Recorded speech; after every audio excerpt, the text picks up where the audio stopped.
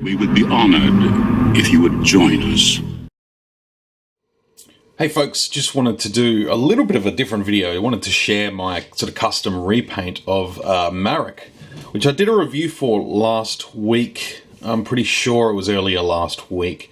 And yeah, I think coming down through my review and just spending a little bit of time with the figure, I really decided I wanted to give a repaint a shot. I've seen a couple of people do it online through a couple of Reddit threads, so I sort of looked into it a little bit, and I do have all the paints. I went and got a matte clear spray can and some black, like a matte black as well, just from the local Bunnings.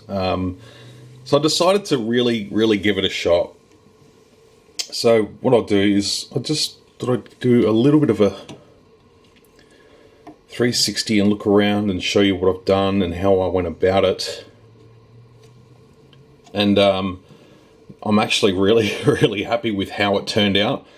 I have gone through a few failures of action figure customs in the past, so it's always been something I've been cautious about. But I really sort of took my time with this one. I did share a few little images on Instagram stories just as I was going through the process of, separating the figure, pulling it apart, and painting the individual elements. So yeah, while I've got that, I'll do a little bit of a side-by-side with the original. I'll flash an image up. So as you can see, the paint on the original was virtually non-existent. It was pretty much just sort of grey plastic with that sort of rust look that they went for, which I've tried to bring forth into my copy here, into my custom version. Some of those sort of just those elements of rust appearing in the cracks of his armor. So basically what I did is I obviously removed the lightsaber and the cape. Neither of those needed any customizing. They were fine. They're decent elements. So basically I boiled the kettle. Either way, you can do a boiling pot on the stove of water. Got it up to, I think I had 100 degrees Celsius, was what I boiled it to.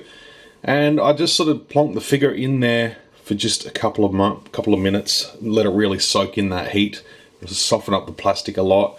And basically very carefully I took the figure out, laid him on some paper towel or a tea towel, and slowly just sort of pulled him apart. I just separated him at the elbows, the shoulders. There's a couple of extra bits you need to pull apart, so they're sort of hooked on, the shoulder parts are sort of hooked on through like a loop on the shoulder, and the shoulders are actually just ball and socket. They aren't hinge joints. Obviously there's a hinge there, but inside is just a ball and socket, so that was easy. There's a ball and socket in the chest, so these two pieces of extra armor are separate. The head popped off quite easily, and then the bottom of the legs, under the thighs, and the feet. So basically the parts I didn't do anything with were the thighs, the waist, the upper arms, and the sort of the torso underneath the armor. So they just got left aside. One thing I may go and touch up is the hand there. A little bit of silver paint on the hand, but nothing. A little bit of a black Sharpie, can't fix that up, just so the glove still appears black. And as for the sort of the weathering on the outfit that the figure came with, I decided to leave that. I didn't think that was too bad, and it still just gives it that sort of dirty, weathered look to his outfit, as opposed to being sort of clean and precise. I thought about going over it with just a coat of matte black, just to do that. But I decided to go with the sort of weatheredness of the armor and everything. If I kept his undersuit looking a little bit dirty. So yeah, basically once I had all my parts, I laid them all out on cardboard outside, and then just gave them I think I gave them a couple of coats of matte black. Let that dry for about 24 hours. I probably could have done it a little bit sooner, but I thought, no, I'm going to leave 24 hours. That'll give the paint time to set. It's just a spray-on matte enamel black. So then basically what I did is I picked up out of my paints, I have a shoebox full of Citadel colour paints. So I used Bolt Gun Metal. So this is quite old. I've had these paints for probably over 10 years now, and they're still good. They still work. Just got to give them a good shake. But anything sort of similar to, you know, that, or there's a chainmail, which I think was a little bit lighter. I'll see if I can grab that. Yeah, so I've got the chainmail as well, which is a little bit more of a lighter grey silver. This is almost sort of gunmetal. And then basically I just got a dry brush and went over the black, just so that the you can sort of see the black still there, but it's just having that sort of brushed over coat sort of makes it look like it was, you know, a steel, sort of more of a steel like colour, but it's sort of just worn through a little bit. I don't know, and particularly with the helmet, it just gave that sort of depth to his visor that it was missing beforehand. So basically, I left that for about 12 hours as well. That would have been 24 hours while I left. And then last night, I did the bronze, which I used dwarf bronze. Gave that a good mix. That's like a rusty brown mixed with a little bit of a silver. I'm not sure how to.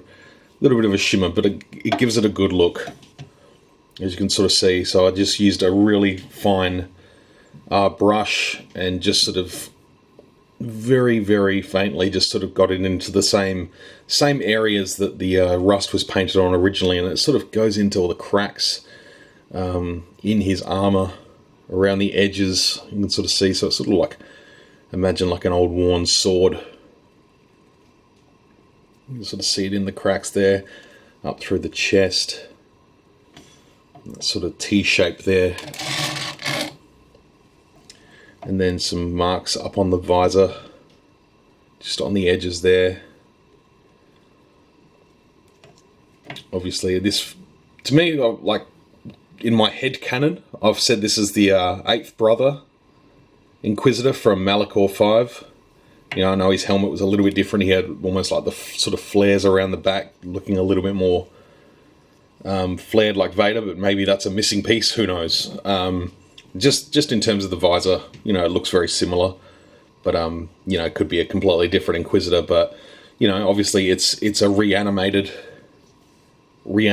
corpse, so to speak. It's not necessarily a cloud in a costume.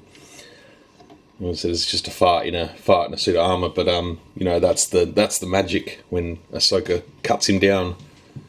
Much like when we saw when Sidious destroyed Savage Opress on Mandalore. That sort of green magic of the Night Sisters left him. And obviously reanimation was a big sort of part of the Ahsoka series with the Night Troopers and Thrawn's army, so Marrok was obviously one of those. And I'm actually really, really happy with this figure now. I think he looks great. I know it is quite a lot of work, and you know, can't always expect super duper quality when these figures are, you know, well, they're 45 Australian, anywhere up to probably 30 US these days. You know, they're not Hot Toys. You want Hot Toys quality, you buy Hot Toys. But yeah, just for my personal collection, this is something I wanted to do, and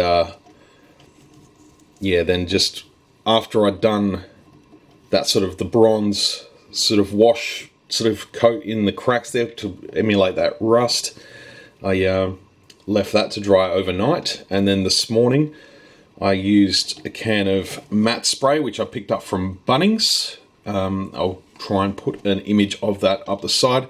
You can probably find any kind of matte clear, but this is just the brand that I used for this one. I have used it before, so I know it's good.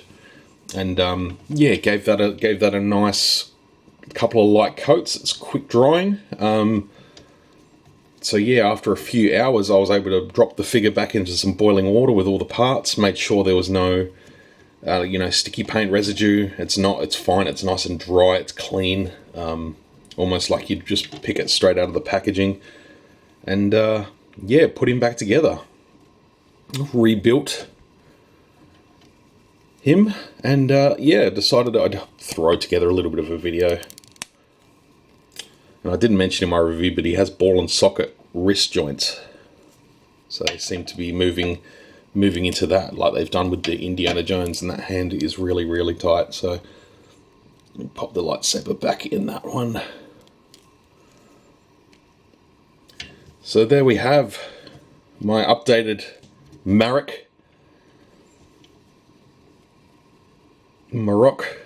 however you want to say it.